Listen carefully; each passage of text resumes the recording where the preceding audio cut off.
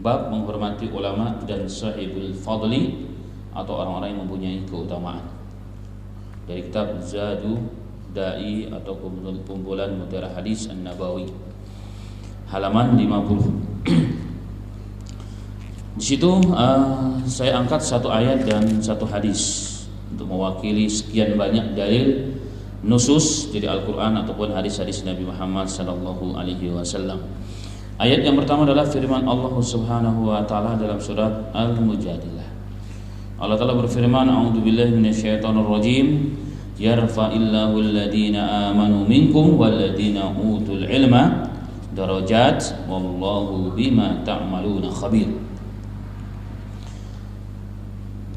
Yarfa'illahu alladhina amanu minkum. Niscaya Allah akan mengangkat derajat orang-orang yang beriman di antara kalian. Derajat orang-orang yang beriman di antara kalian. Walladzina utul ilma darajat. Dan orang-orang yang diberikan ilmu beberapa derajat. Orang di antara manusia, ada kalangan manusia yang tinggi nilainya, kedudukannya di sisi Allah Ta'ala. Siapa mereka? Orang-orang yang beriman. Dan di atas orang-orang beriman ada orang-orang yang lebih tinggi lagi, beberapa derajat.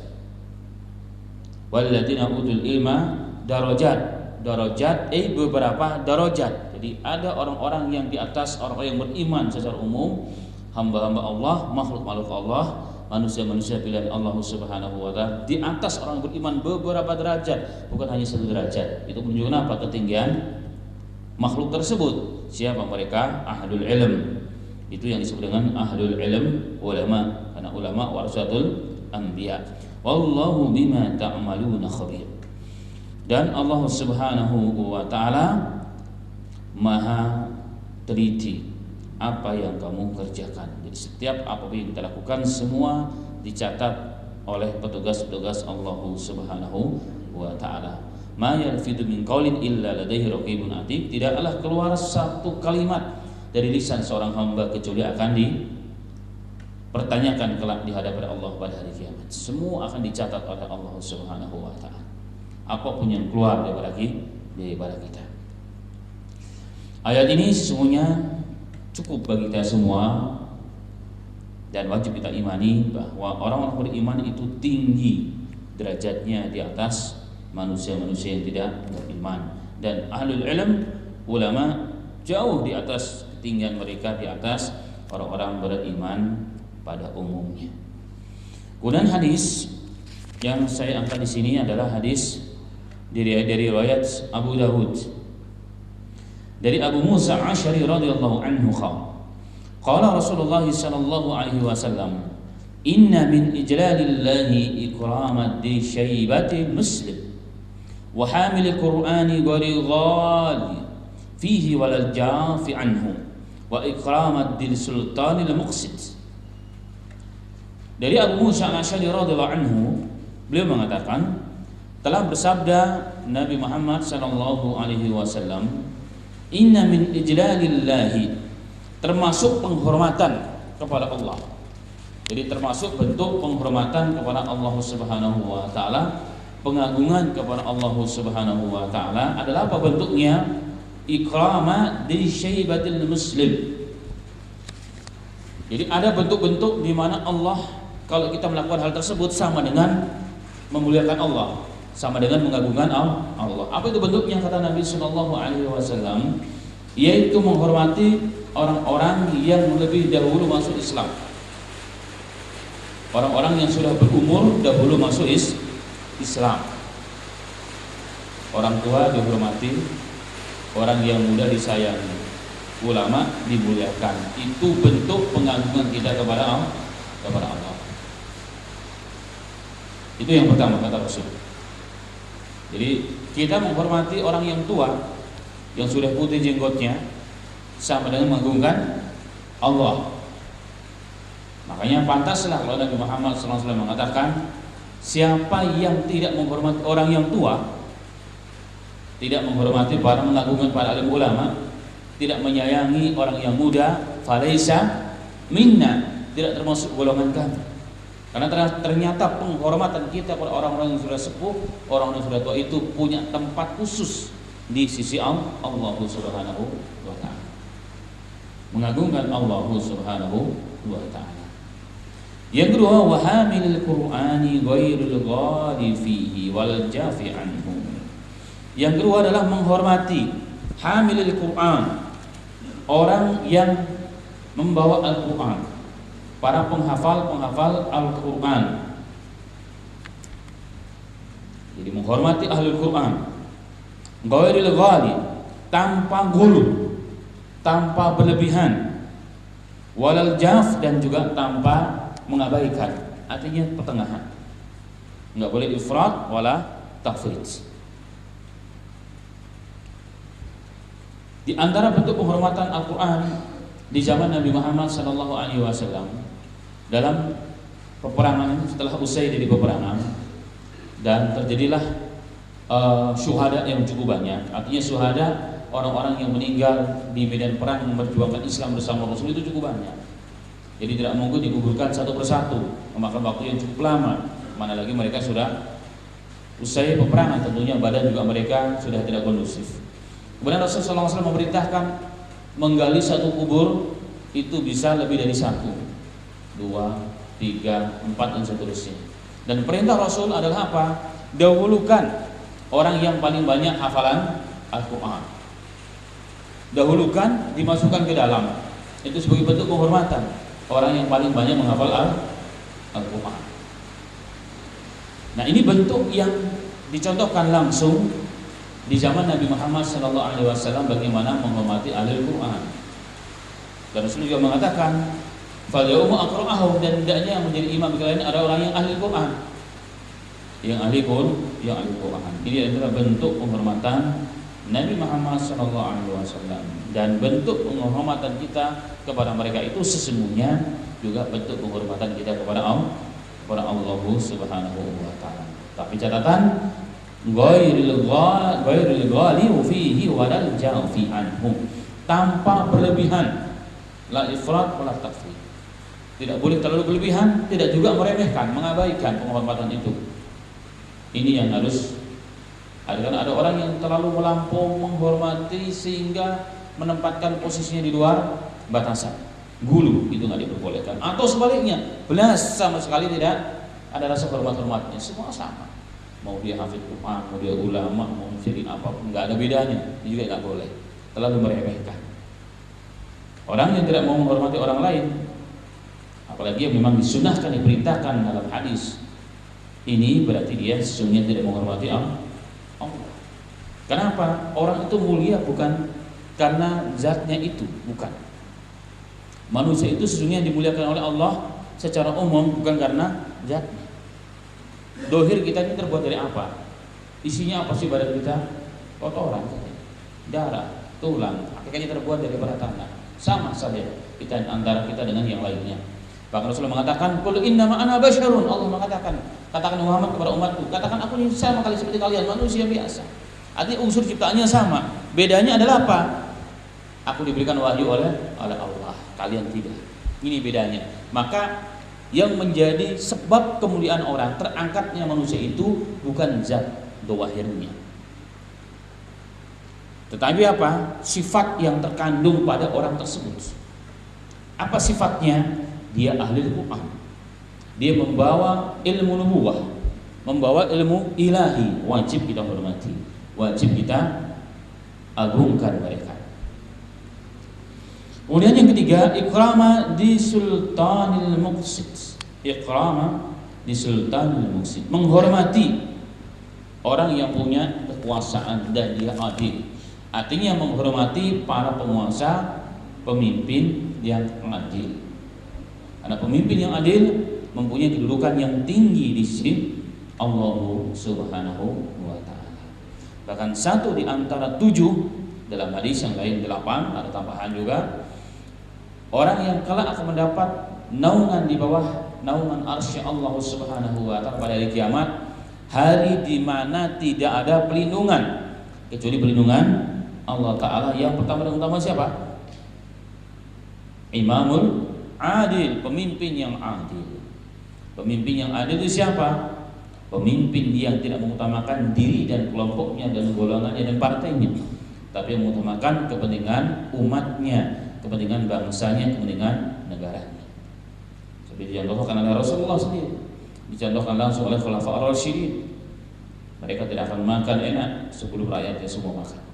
Tidak sebaliknya. Bukan rakyatnya, negaranya miskin tapi mereka kaya, bukan. Berarti ada sesuatu yang nggak beres. Tanda tidak beres ke pemerintahan kalau utangnya banyak tapi pemimpinnya kaya raya, berarti ada yang nggak beres. Nah, imamun adil wajib dan sangat dianjurkan oleh Islam untuk dihormati, karena dengan keadilan akan datang barokah dari Allah Subhanahu wa taala. Umat akan tenang dalam menjalankan perintah Allah, menegakkan kalimat Allah Subhanahu wa taala. Maka orang-orang seperti itu perlu dan wajib kita bela, wajib kita tolong. Kalau belum jadi pemimpin, wajib kita usahakan bagaimana kita doakan supaya dimudahkan oleh Allah menggantikan pemimpin yang harus digantikan. Itu di antara bentuk penghormatan kita kepada Allah Subhanahu wa taala. Bentuk penghormatan kita. Kemudian kita lihat bagaimana contoh nyata penghormatan yang dicontohkan oleh salaf. Penghormatan yang dicontohkan oleh salaf dalam menghormati Allah Subhanahu wa taala melalui penghormatannya kepada orang-orang yang memang berhak untuk dihormati. Ini sahibul fadl, orang yang punya keutamaan. Bagaimana wajib kita hormati mereka. Diriwayatkan oleh Al-Imam Abu Bakar Ad-Dinawari dalam kitabnya Al-Mujalasah wa Jawahirul Ilm, yang syaratnya dihasankan oleh para ulama alul hadis. Diriwayatkan kepada Asy-Sya'bi rahmatullahi alaihi, qala raqiba Zaid bin Thabit radhiyallahu anhu akhadha Ibn Abbas bi rikabihi faqala lahu la taf'al ya ibna ammi Rasulillah sallallahu alaihi wasallam faqala hakadha umirna an naf'ala bi ulama'ina. Subhanallah. Asy-Sya'bi berkata, seorang tabi'in, Zaid bin Thabit radhiyallahu anhu pernah mengendari kendaraan hewan tunggangannya. Zaid bin Thabit siapa dia? Sahabat. Apa di antara yang ditorehkan dalam sejarah Islam Zaid bin Thabit itu? Dia adalah sebagai Kutabul Wahyu, salah seorang kutab, salah seorang penulis, Katibul Wahyu. Dia penulis wahyunya Rasul. Ulama berarti. Jadi ulamanya sahabat. Siapa dia? Zaid bin Thabit radhiyallahu anhu. Beliau sedang mengendarai kuda atau mengendarai tunggangannya. Kemudian ada Abdullah bin Abbas. Siapa Abdullah bin Abbas? Anak pamannya Rasulullah, termasuk ahli baitnya Rasul. Ahli baitnya Rasul, ulamanya sahabat di kemudian hari. Subhanallah. Ketika melihat Zaid bin Thabit sedang mengendari kendaraannya, maka Abdullah bin Abbas radhiyallahu anhuma mengambil tali kekangnya dan menuntunnya. Padahal di sahabat ini Abdullah bin Abbas orang yang sangat dihormati di kalangan kaum muslimin dan sahabat itu sendiri. Kenapa? Karena anak pamannya Rasul sallallahu alaihi wasallam. Tapi ketika beliau melihat ada Zaid bin Thabit, ulama yang pernah dipercaya oleh nabinya Muhammad sallallahu alaihi wasallam sebagai penulis wahyu yang turun di langit kepada Rasul, ulamanya, syekhnya dipegang itu tali kekangnya, dituntun sebagai bentuk ketawaduan dan penghormatan kepada ulama. Kemudian melihat apa yang dilakukan oleh Abdullah bin Abbas, Zaid bukan juga orang yang haus dengan penghormatan, bukan orang yang harus dihormati, enggak sama sekali. Orang yang tawadhu lillahi ta'ala. Salah dulu, masya Allah. Maka dia katakan, la taf'al ya ibna ammi Rasulillah sallallahu alaihi wasallam. Jangan kau lakukan wahai anak pamannya Rasul sallallahu alaihi wasallam. Disebutkan nasabnya. Dia pun menyebutkan nasabnya bahwa dia anak pamannya Rasul sallallahu alaihi wasallam, berarti ahli baitnya Rasul sallallahu alaihi wasallam. Anda tidak perlu buat seperti ini kepada aku. Anda ini orang terhormat, Anda orang hebat. Subhanallah. Ini Abdullah bin Abbas. Dia pintar menempatkan dirinya. Dalam kasus yang lain, di awal-awal mudanya, beliau bahkan pernah mengajak teman-temannya, sejawat seumurnya, masih muda, untuk mencari hadis. Dia katakan, wahai teman-teman, mari kita cari hadis, kita dengarkan hadis, kita timba ilmu hadis daripada sahabat-sahabat Rasul yang kibar yang masih hidup. Kata saya yang lain, ya Abdul bin Abbas, mau ngapain kamu nyari kemana? Sahabat masih banyak, kamu nggak diperlukan kok. Dia sudah, kalau mau, maka dia cari sendiri. Begitu dia semangatnya dalam menuntut ilmu hadis. Terkadang ketika didatangi seorang sahabat yang punya hadis banyak dari Rasulullah, yang langsung mendengarkan dari Rasul, ditengok waktu istirahat, sampai di rumah ternyata udah waktu istirahat, qailullah, waktu tidur siang, maka beliau gak mau ganggu. Gua digudul pintunya, blok, ya saya mau dengar hadis enggak, dengan sopan. Akhirnya apa yang terjadi? Udah, dia bentangkan surbannya, lepas surbannya, jadikan alas, dia tidur di depan pintunya. Sampai kapan? Sampai bangun ketika dibuka pintu oleh sahibul bait, seorang sahabatnya Rasulullah, terkejut. Subhanallah, ya ibna ammi Rasulillah, wahai anak pamannya Rasulullah, apa yang kau lakukan di sini? Mukamu penuh dengan debu, badanmu penuh dengan debu, katanya. Apa yang kau perlukan? Kau panggil saja aku ke rumahmu, enggak ada masalah. Ini bentuk penghormatan mereka kepada keluarganya Rasul. Tapi apa kata Ibnu Abbas? Oh, enggak bisa. Saya talabul ilm ingin mendengar hadis darimu yang pernah kau dengar langsung dari mulutnya Nabi Muhammad sallallahu alaihi wasallam. Ini Abdullah bin Abbas. Dan betul, kemudian hari apa yang terjadi? Abdullah bin Abbas menjadi rujukan. Jika kibaru sahabat telah wafat, maka beliau menjadi rujukan para ulama-ulama yang datang setelahnya. Bahkan beliau dikenal dengan apa? Hibrul ummah, tintanya umat, dan bahrul ummah, dan lautan ilmunya umat Islamiyah sallallahu alaihi wasallam. Itu Abdullah bin Abbas. Jadi sikap beliau terhadap ulama luar biasa penghormatannya. Ini yang perlu kita contoh, bagaimana sikap salaf menghormati ulama-ulama mereka, padahal dia adalah orang dekatnya Nabi Muhammad sallallahu alaihi wasallam. Penghormatan Abdullah bin Abbas kepada Zaid bin Thabit. Kemudian setelah mendengar teguran Zaid bin Thabit, la tafal ya ibna ammi Rasulillah, jangan kau lakukan ini wahai anak pamannya Rasul sallallahu alaihi wasallam. Maka Abdullah bin Abbas mengatakan, hakada umirna an naf'ala bi ulama'ina. Subhanallah. Oh tidak ya Zaid, ya ulama, ya syekh, tidak. Beginilah kami diperintahkan untuk melakukan menghormati ulama-ulama kami. Begitulah kami diperintahkan. Siapa yang merintahkan? Ini perkataan sahabat. Kalau diperintahkan berarti ada yang merintah. Siapa yang merintah?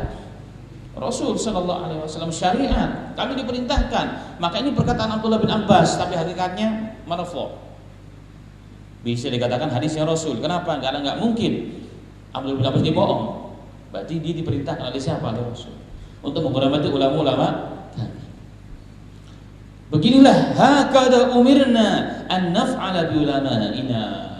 Begitulah kami diperintahkan untuk menghormati para alim ulama kami. Wa anta, engkau wahai Zaid adalah ulama kami. Engkau penulis wahyu Nabi Muhammad sallallahu alaihi wasallam. Engkau pantas menerima penghormatan ini. Fa qala Zaid juga luar biasa. Orang sangat tawadhu. Maka Zaid pun mengatakan, arini yadak, tunjukkan mana tanganmu ya Abdullah bin Abbas, mana tanganmu ya anak cucunya Rasul sallallahu alaihi wasallam. Tidak tahu apa yang mau dilakukan. Maka Abdullah bin Abbas akhraja yadahu, dikeluarkan tangannya, dikeluarkan. Faqabbalaha Zaidun radhiyallahu anhu wa qala, hakada umirna an naf'ala bi ahli baiti nabiyina sallallahu alaihi wasallam. Maka Zaid mengatakan, mana tanganmu ya Abdullah bin Abbas, wahai anak cucunya Rasul, anak pamannya Rasul sallallahu alaihi wasallam. Dikeluarkan tangannya. Apa yang terjadi? Apa yang dilakukan oleh Zaid? Dicium. dicium oleh dicium oleh Zaid bin Thabit radhiyallahu anhu. Dan dia mengatakan, hakadha umirna, begitulah kami diperintahkan untuk melakukan, menghormati, bentuk penghormatan kami kepada ahli baitnya Rasul sallallahu alaihi wasallam. Inilah bentuk penghormatan salaf. Dari hadis ini, hadisnya sahih masyhur, maka makna penghormatan kepada Allah adalah menghormati ulama. Dan bentuk penghormatan ulama di zaman salaf begitulah. Mereka saling menghormati antara satu dengan lain, memuliakan dengan tidak berlebihan. Dengan tidak berlebihan. Menuntun kudanya. Kemudian udah begitu Abdullah bin Abbas dicium tangannya oleh Zaid bin Thabit radhiyallahu anhu. Nah, dari sini juga, maka ini juga dalil bahwa mencium tangan itu diperbolehkan dengan catatan tidak berlebihan. Disuruh keluarkan tangannya berarti apa? Tidak merunduk-runduk dia. Tidak merundukkan kepalanya sebagai orang yang sujud atau orang yang ruku. Karena kepala, tunduk, ruku dan sujud hanya untuk Allah Subhanahu wa taala. Boleh mencium tapi dengan tidak berlebihan. Dengan tidak berlebihan, dan jangan sampai menunjukkan rasa congkak pada yang dicium karena menyampaikan sombong.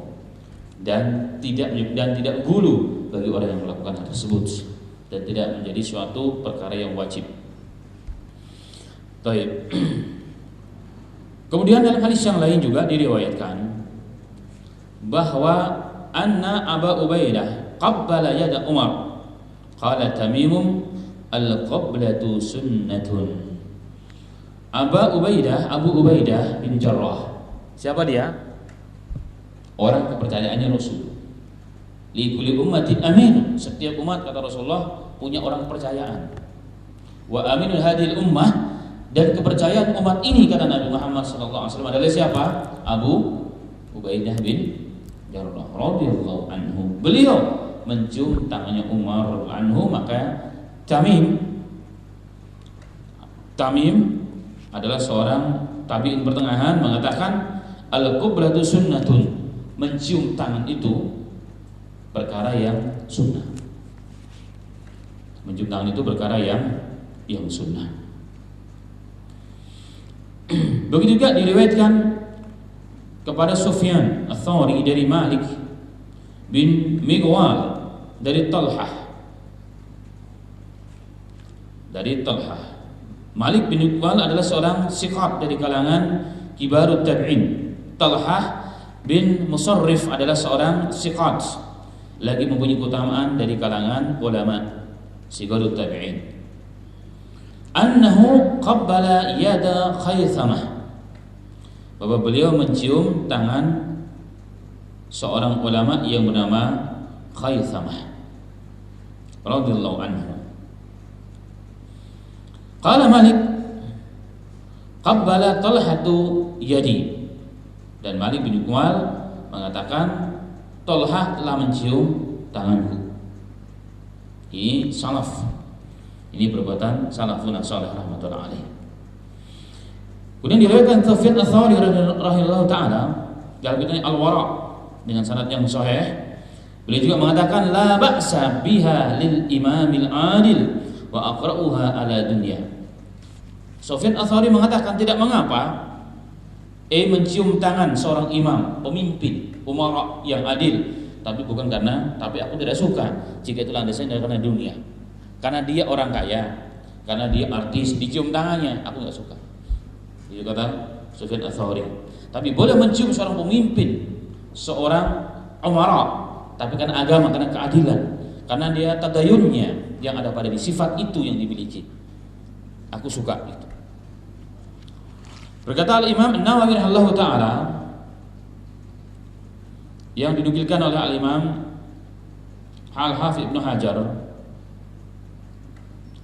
dalam Fathul Barinya, takbilu yadi rajuli li zuhdihi wa salahihi aw ilmihi aw syarafihi aw siyanatihi aw nahwa dalika min umuri diniyah la yukrahu bal yustahab. Al-Imam Nawawi rahimahullah ta'ala mengatakan, Takbilul yad, mencium tangan seseorang karena kezuhudannya, karena kesolehannya, karena keilmuannya, karena yang dimiliki tentunya, karena kemuliaannya, wasyanatuhu, dan karena penjagaannya terhadap agama, menjaga maruahnya, menjaga agamanya, atau hal-hal yang terkait dengan agama. La yukrahu bal yustahab, maka mencium tangan mereka tidak dimakruhkan, bahkan sangat dianjurkan. Itu menurut Imam Nawawi rahimahullahu taala. Fa in kana ligina aw syaukhatahu aw jahu inda ahli dunya fa makruhun syadidun karahah. Faqala Abu Sa'id al-Mutawalli la yajuz. Tetapi mencium tangan seseorang karena kekayaannya, karena pengaruhnya, karena kedudukannya, karena dia ahli dunia, orang kaya raya, bos, Masya Allah, bahkan beda agama lagi, walaupun pakai songkok masuk ke masjid, masuk ke pondok pesantren, maka sangat dimakruhkan, sangat dibenci mencium tangan mereka, sangat dibenci. Jika bukan karena agama, apalagi walaupun dia muslim, apalagi kalau bukan muslim, masuk ke masjid, walaupun pakai songkok, pakai sorban, pakai ini dikalungkan, makrun syadid, perkara yang sangat dibenci oleh ulama-ulama terdahulu. Minhum Imam Nawawi rahimahullahu taala. Bahkan Abu Sa'id al-Mutawalli mengatakan la yajuz, tidak diperbolehkan. Tidak diperbolehkan. Inilah di antara gambaran para salaf bagaimana penghormatan mereka. Nah, perkara cium tangan ini memang khusus orang Melayu, khusus orang Indonesia, merupakan uruf sebenarnya. Uruf itu adat, dan adat itu boleh jika tidak bertentangan. Adat itu boleh jika tidak bertentangan. Ternyata juga bukan hanya sekedar uruf orang Melayu, orang Indonesia, ternyata itu uruf karangan salaf. Dengan catatan yang tadi saya sampaikan di antaranya. Bahkan ada riwayat yang insyaallah diriwayatkan dengan juga riwayat yang hasan oleh Imam Abu Bakar Al-Muqri dalam kitabnya Rukhsah fi Takbilil Yad. Rukhsah fi Takbilil Yad, dibolehkannya mencium tangan dengan sanad yang hasan. Diriwayatkan kepada Salamah bin Aqwa. Siapa itu Salamah bin Aqwa? Sahabat Nabi yang dari umur 7 tahun sudah menjadi imam. Sahabat Nabi yang dari 7 tahun sudah menjadi imam rawatib. Ini beliau. Kenapa? Karena banyaknya hafalan Quran yang dimiliki. Diangkat, dimuliakan oleh Allah Subhanahu wa taala. Subhanallah. Bahkan dalam beberapa riwayat Salamah bin Aqwa ini karena saking miskinnya waktu kecil, waktu sujud kelihatan belakangnya. Maka kemudian dibelikan oleh jemaahnya baju yang bagus, jubah yang bagus, kemudian dipakai untuk jadi imam. Kasihan Pak Imam, imamnya miskin banget. Jadi makmumnya lebih cakep, maka dibelikan. Itulah sahabat, paham dia dengan imam. Baik, ala kulli hal. Diriwayatkan kepada Salamah bin Aqwa radhiyallahu anhu qala, bayatu bi yadi hadihi Rasulullah sallallahu alaihi wasallam.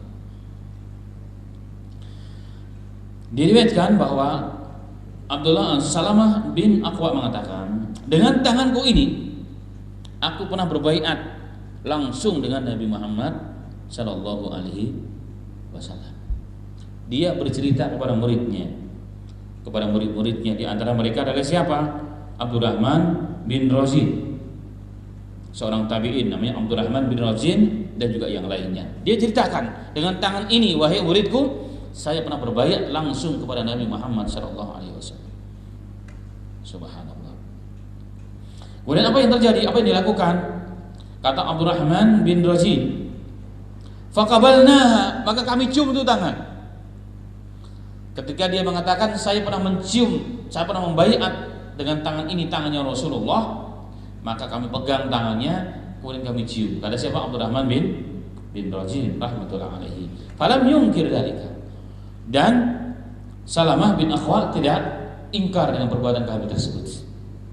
Karena memang kita lihat dari tadi riwayat-riwayat sahabat riwayat-riwayat salaf yang mencium tangan sama mereka, ulama-ulama mereka, bukan karena apa?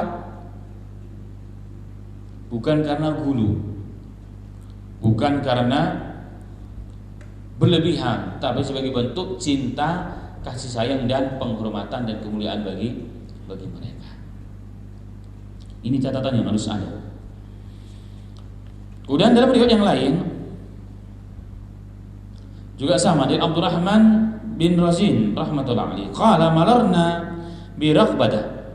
Kami pernah melalui tempat yang namanya Raqbadah. Faqila lana, dikatakan kepada kami, ha huna Salamah bin Aqwa. Di situ ada Salamah bin Aqwa, sisa sahabat yang masih ada di wilayah ini.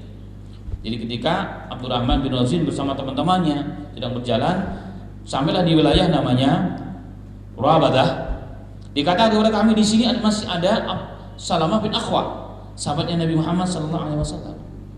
Fa atainahu, maka kami mendatanginya. Fa salamna alaihi, kami berikan salam kepada Salamah bin Aqwa. Fa akhraja yadai, dia keluarkan kedua tangannya. Dia dikatakan, dengan kedua tangan inilah aku pernah berbaiat kepada Nabi Muhammad sallallahu alaihi wasallam. Fa akhraja kafan lahu dhahmatan ka'annaha kafu ba'ir. Ketika kami melihat dikeluarkan tangannya Salamah bin Aqwa, tangannya besar. Jadi tangannya besar seperti tangannya unta, saking gedenya. Gemuk berarti. Tangannya gemuk karena sudah makmur hidupnya sahabatnya, kemungkinan besar.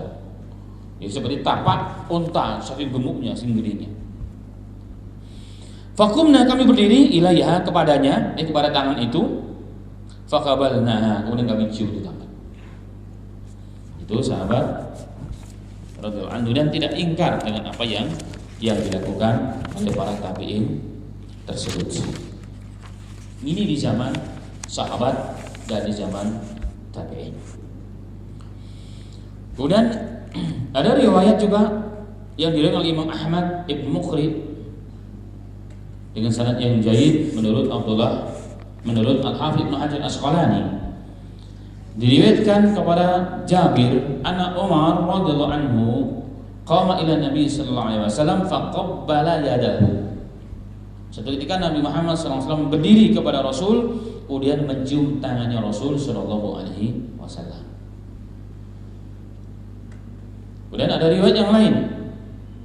Diriwayatkan dalam kitab Sunan At-Tirmidzi dengan sanad yang sahih dan dikuatkan oleh pendapat Al-Imam Ibnu Hajar dan Talakhisul Khabir bahwa kuat sanadnya.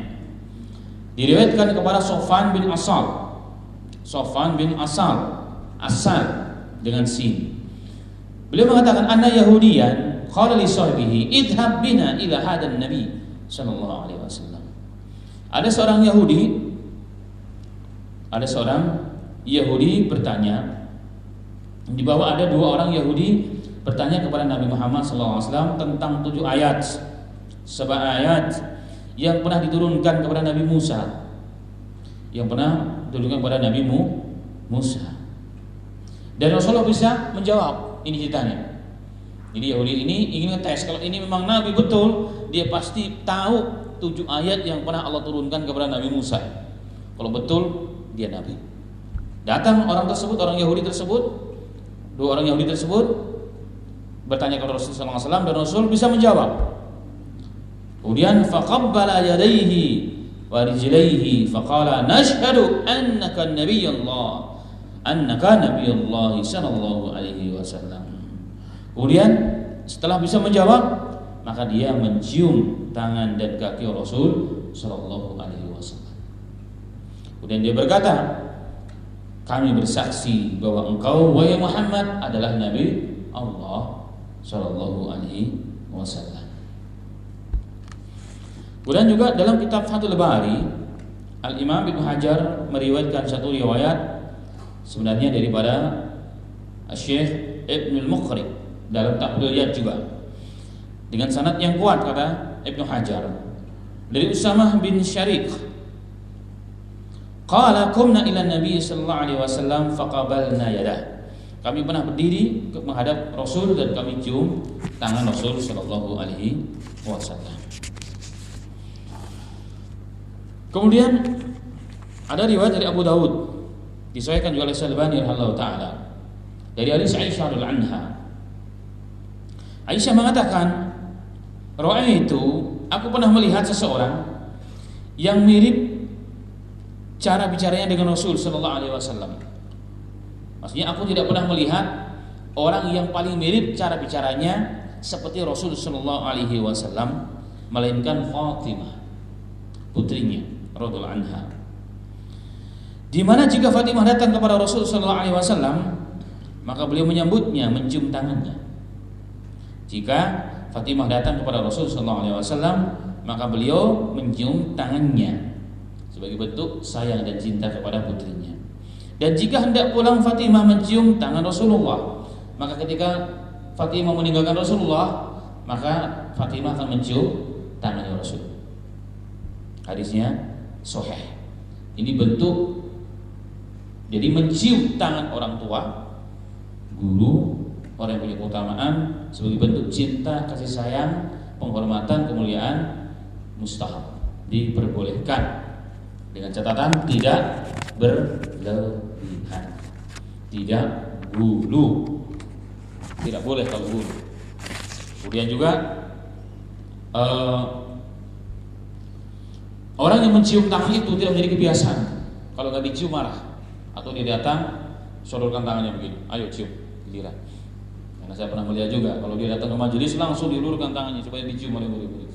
Nah, nggak begitu. Karena tujuannya bukan begitu. Ini sudah masuk rasa takabur, riya, sombong dalam diri. Dan ini tidak diperbolehkan. Dan ini haram hukumnya. Ini haram hukumnya, tidak diperbolehkan. Sufyan Ats-Tsauri sendiri membolehkan mencium, yang tadi disampaikan, kan seorang imam karena keadilannya, bukan karena keduniaannya. Dan ulama-ulama yang lain juga demikian. Ini memperbolehkan. Mereka memperbolehkan. Kemudian orang yang dicium tangannya juga jangan sampai menjadikan hal tersebut sebagai kebanggaan dan sebagai sarana menghinakan orang lain, sombong dengan orang lain. Ini juga tidak diperbolehkan oleh para alim ulama kita. Ini menjadi catatan-catatan penting. Menjadi catatan-catatan penting yang harus menjadi perhatikan oleh semuanya.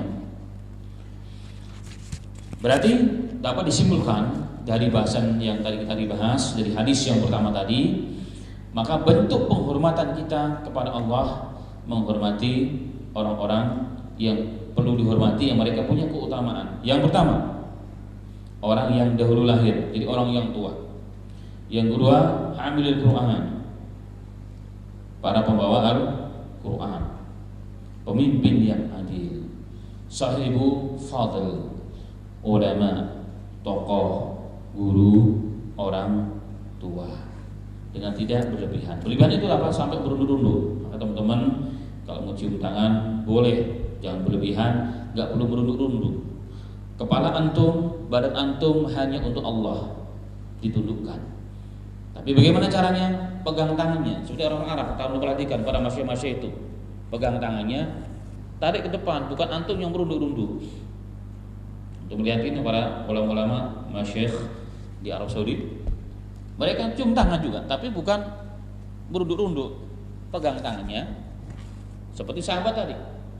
Sebagaimana sahabat tadi Abdurrahman bin Razin memegang tangan siapa? Salamah bin Aqwa, pegang tangannya, dicium dekat kan.